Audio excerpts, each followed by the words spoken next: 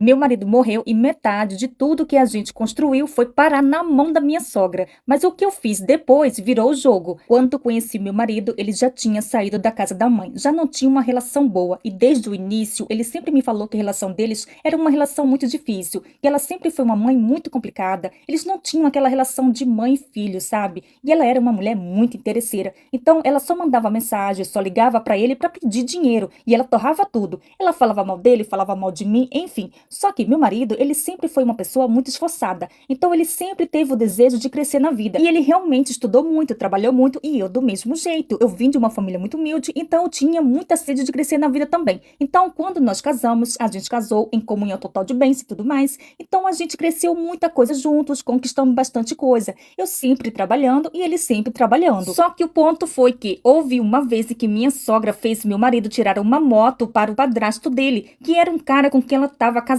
na época. E o meu marido, às vezes, tinha dificuldade de dizer não para a mãe dele. Então ele acabou tirando essa moto para ele trabalhar, para o marido dela trabalhar. Só que aí o marido sumiu. Depois se separaram e não quis mais pagar a moto. Aí a minha sogra falou assim: ah, te vira, paga. Pra você ver como essa peste era. Depois dessa confusão, eles passaram 5 anos sem trocar uma palavra, sabe? Fora as outras vezes. E seguindo a vida. Só que, infelizmente, o meu marido acabou sofrendo um acidente e ele faleceu. E quando ele faleceu, nós já tínhamos a nossa casa própria, onde nós morávamos. Nós tínhamos uma outra casa que a gente tinha comprado, que ficava mais afastada. Ela ficava tipo no campo e a gente alugava para eventos. Tinha o meu carro, ele tinha o carro dele e a gente tinha um bom dinheiro guardado no banco e investimentos. Pois bem, como a gente não chegou a ter filhos, foi quando veio a bomba depois, que como a gente não teve filhos, 50% do patrimônio era meu e 50% do patrimônio ia para a mão da minha sogra, que ela era uma herdeira dele, já que nós não tínhamos tido filhos. E assim, o problema não era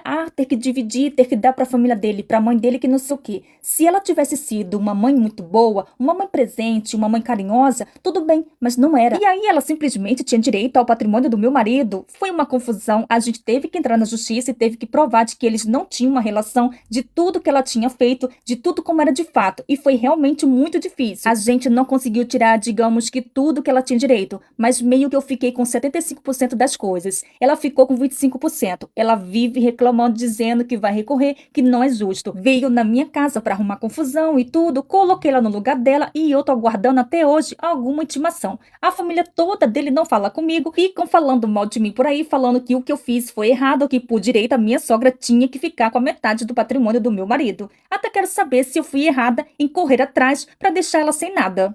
Meu marido morreu e metade de tudo que a gente construiu foi parar na mão da minha sogra. Mas o que eu fiz depois virou o jogo. Quando conheci meu marido, ele já tinha saído da casa da mãe, já não tinha uma relação boa. E desde o início, ele sempre me falou que a relação deles era uma relação muito difícil. E ela sempre